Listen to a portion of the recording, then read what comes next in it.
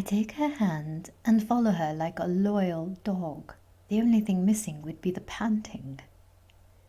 She takes me through a few streets, past houses and gardens full of vegetation, and I notice some strange things. On the doors, like a doorbell, there are objects that are half green and half red. I had also noticed one on the hood of Manuel's car. Only one colour was visible at once, though. They reminded me of something. We came to a house where it was green, and she says, "This one is free, and I like the house. Let's go in." I follow her automatically and suddenly find myself in the kitchen. The scene changes like in a dream. She looks in a cupboard and takes a bowl out. "Wait here, I'm quickly going to fetch something to eat," and disappears. I look around, not really thinking anything, when suddenly a guy is standing in the door. "Hi, can I help you?" he asks. "No thanks, I'm waiting for Tamara here," I answer. "Don't know her, but you know what you're doing. See you around." And he's gone. Know what I'm doing? Nope, no idea. Just observing. I'm here to experience it, to observe it, and not to judge it or find it strange. I would have done so earlier, Jack reminds me. But here and now, we are observing. Nothing else. When we don't know what to do, we know that Papa is asking us not to do anything. It's no use getting upset and asking what to do next, as it won't change anything about what's going to happen.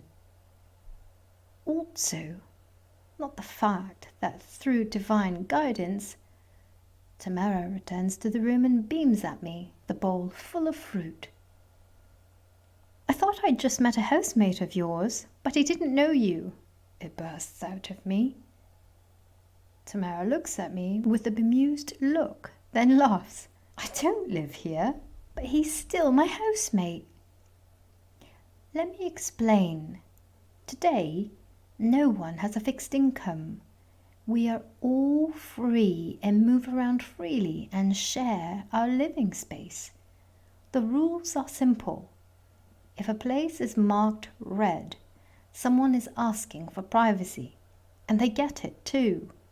So you either wait for them to move out, or you look for another place that's marked green.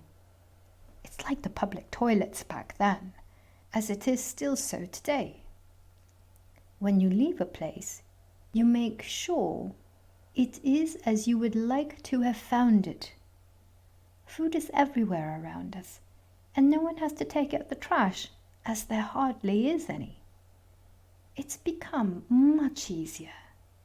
The best part is that no one has to pay rent anymore, or spend decades paying off a house.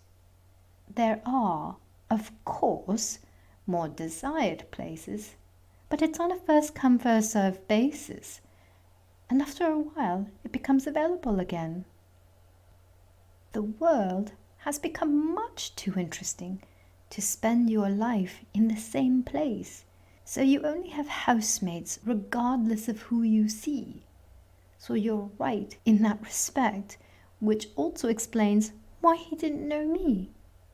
We're at home everywhere. It really is much different now. Here, have something to eat. I take an apple and have a bite. A wave of pleasure washes over me. It still feels like an LSD trip. No more rent? No rent or anything else. The world, and especially merchandise, doesn't need money anymore. We just need little sliding hatches that show red or green. It couldn't be easier. 0 and 1, yours and mine. No one spends money now because no one needs to anymore. It's hardly used nowadays. I don't know anyone that does. Why should we, if everything is freely available? Everyone does what they can to ensure that enough is available. It was the same earlier, just today we don't need any controlling bodies or elements that suck the energy, the money, into their own pockets. We used to work 8 to 10 hours a day for the system. Now we can be useful at any time by doing the things that you love doing and improving ourselves continuously. We don't have calendars anymore either. We don't meet at certain times anymore, but when we get an impulse to do so. You don't have to do anything else except follow your impulses. And I swear to you, you will meet everyone. Anybody you want to meet for as long as you want to. And it will always be the right person. Our beliefs and views didn't allow this earlier, but as usual it was always there. All directed by interest, just as we also met each other. Would you like to sit here in the kitchen, or should we go to a room? Still chewing, I show her my apple core, and she points through the door to the outside. The apple tree over there would enjoy a snack. Afterwards, you can follow me. I throw the core thankfully under the tree and follow her with anticipation. This woman has something to say, and my feeling also tells me more than just that. We climb the stairs and look around. The passage leads to a few rooms, and one of them has the door open and the marker on green. It's the bathroom. 2 further rooms are marked red, but a door is open and no one in it. It's occupied. They'll be coming back soon, says Jack. 3 other doors are shut, but the markers are green. Tamara walks up to one, opens it, and has a look inside, then looks over to me. How about this one? She says with a soft voice. I enter and look around. It's a beautifully decorated room with a dark red carpet, colourful pieces on the wall, a cupboard in a corner with 2 armchairs, a couch and a bookshelf. At the head of the room there is a bed standing on arm-thick tree trunks with the bark still on. Common property comes to mind, all available to be freely used. You just have to leave it as you would have liked to have found it. Tamara slides the marker over to red and closes the door. She puts the fruit bowl down on the bed, and I stand frozen in front of the bookshelf. It's a habit of mine. It doesn't matter where the bookshelf is. I always scan through it. I used to have a saying, show me your books and I'll tell you who you are. I've always read a lot in my life, and I've always been very interested in books. On the shelf, one almost jumps at me. Between Kafka and Bukowski, I see a name that I know differently. Jesus, Urlauber, Bauchi, and 2020.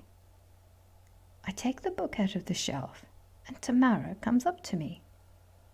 Hey, that's your story, isn't it? She asks with a knowing smile. Well, I answer, Bauchi told me at breakfast this morning what I'm experiencing here and why everyone around me knows about it. He told me that I told him this story here and that he wrote the book about it. To see the book here in some shelf really flashed me. It's like a real dream, but I'm getting used to the fact that everything is a real dream and all is connected. Still, this well-used book is a surprise for me. You can really touch this dream. I know Bauchi very well as your older self. We met each other through Ireland. I was very excited, as I knew he composed the anthem with Ike. I had been an Igelander for a while because it had changed my sense of self a lot, and I was feeling very comfortable being one. You could compare it to a gamer guild. You can define a character with all possibilities, but belonging somewhere is always great. Most people get a lot from it.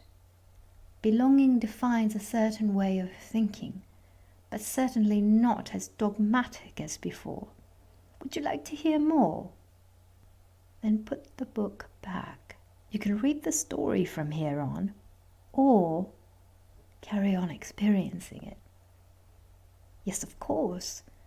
We sit down on the bed, and I can feel a huge familiarity, like I was talking to my sister. I was a single mother back then. My daughter, Eva, was 3 years old in 2015. I was living with her and my then current boyfriend, Richard, who wasn't her father. I had always been a woman who enjoyed life and also sex. He always had a calming effect on me. I once thought I was a nymphomaniac, but then I realized that I was more. I just liked having sex. But in the world outside, it was always combined with freedom and bondage, reliance, expectations, and especially those who judged others because they were afraid to confront themselves. In the first half of 2015, something changed in me. I became very reflective as the relationship with Richard was becoming the next failed one. I can remember a letter I wrote to myself. Close your eyes and we'll try to synchronize with each other. Then you can also see it and we can read it together. At first I was confused, and then I accepted her invitation and closed them. Without opening your eyes, look at me, she says. Can you see me?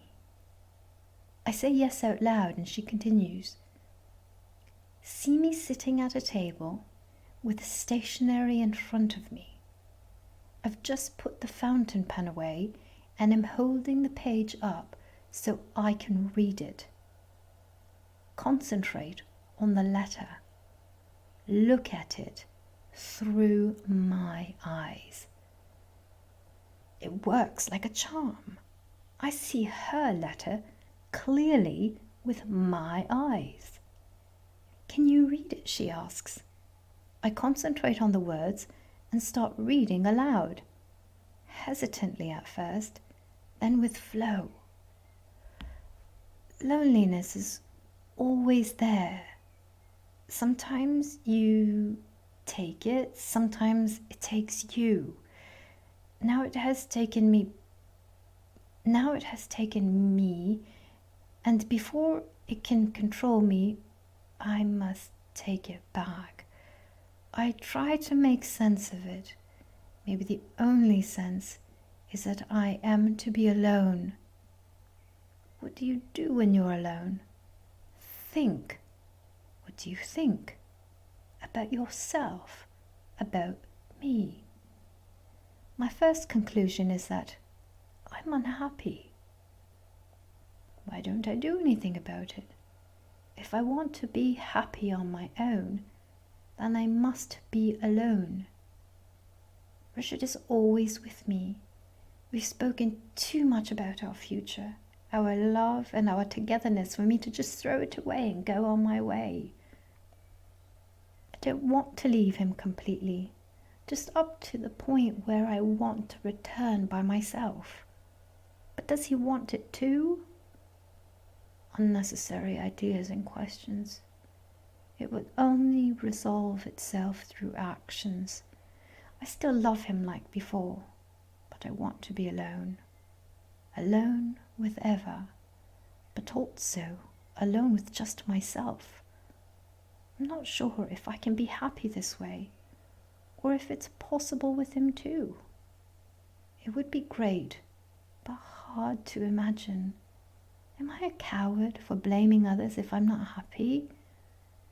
There are lots of people who want to help, but the biggest help would be for me to decide who I am and what to do. That is the only thing I have to do, but it's so shitty. I'm writing that I must do it, and that I know it, but what is the real answer? I can see myself floundering around the place, looking for a rope, a grip. Does it help to know that the rope is me? To avoid falling even deeper, I say yes to life, to me. Because our love is so great, I also say yes to working on ourselves further. I talk to him as I do to myself. No lies and no masks. That's why there shouldn't be a problem, except if I lie to myself, and therefore to him. I want to study. I want to find my own home, stay together with him and reconcile with my mother. I want to make a long trip in the summer. I want to travel in February. I want to find myself. I want to be honest, and I want to write. Now I'm feeling better, but not happier. As I stopped reading, her voice was still echoing. Unreal. The text became part of the book that you were holding. It and the letter can be found in many bookshelves. Many people could see themselves in it, and they were thankful for what I'll say next. Strike the last sentence. When I understood that I could never be happy as long as I kept telling myself so, that was my first conscious paradigm shift. I changed this thought habit by stopping myself thinking such things, as I could see it wasn't good for me. I wanted to be happy. Thoughts became reality. I learnt that from Rhonda Byrne's The Secret. I know that you also know the book. I also know about your opinion on the book, namely how it can be dangerous for people looking for happiness because it doesn't tell you that everything they experience they wanted to experience and still did so unconsciously. We can see that clearly today as everything follows their own combined interests. Instead of wishing for something, I learnt to enjoy my life. Without the letter, it wouldn't have been possible though. At the end of August 2015, I happened upon your story and read it with growing interest and excitement. Then I found a letter in it. I still had it, so I took it out and compared it. It was an exact copy. How did Bauchi do it? It couldn't be true. I wasn't sure if I believed him that Nathan exists. That's why I'm so happy to have met you today, even if I know Nathan well. This is a special moment for me too, and I've been waiting a long time for it. I knew I would be one of few people to meet you, the 2015 Nathan, in the world of 2020. It's all a game here. The last 5 years, no one knew if you existed, or were just a fantasy of Bauchi and Nathan. However, he had dictated my letter. Comment from the author. That could be because Nathan showed it to me today as Tamara showed him, except that Nathan is a few thousand kilometers away, and I really did type it word for word. I was naturally curious and researched who this Bauchi was and what he otherwise did apart from making bestsellers from the stories of his friends, helping not only me to find joy in life again. So I came across Ireland and found the insight that I was right in my letter and it was all true. Also, still, that I hadn't done any of it. Richard and I were still living together, loving each other, but simply couldn't manage alone. So I made a decision, or rather, it made itself. It was really an insight. With a heavy heart and lots of nervousness, I left him and told him what I had read in a text from Bauchi, that it was a different sort of separation. You can look for it yourself if you like. The important thing is that I got the chance to give myself freedom using objective arguments, freedom that I thought he'd taken from me somehow. I called my mother, who was happy to hear from me, even if our relationship was never anything special. I thanked her for her love and told her I had to find myself again. She asked about Eva, and I told her I was taking her with me. She told me that if it was too stressful for her, she could gladly come to her. She had been really lonely lately, which is why I didn't visit her anymore, because she always pressured me and pushed the feel bad button, which I simply overheard during this phone call. And she would be glad to watch Eva for a while. She too had been thinking about things in the first few months of the year, and realized that many of my problems came from her not letting me do my own thing, as she always stuck her nose into my business. Her offer was a concession, and when I asked Eva what she thought about living with her for a while, she was very excited. For the first time in my life, I was free. I knew exactly what I wanted to experience. This story, your story, which is also your own, which you shared with us through Bauchi. For many it was a divine sign that they had been waiting for a long time. For me too.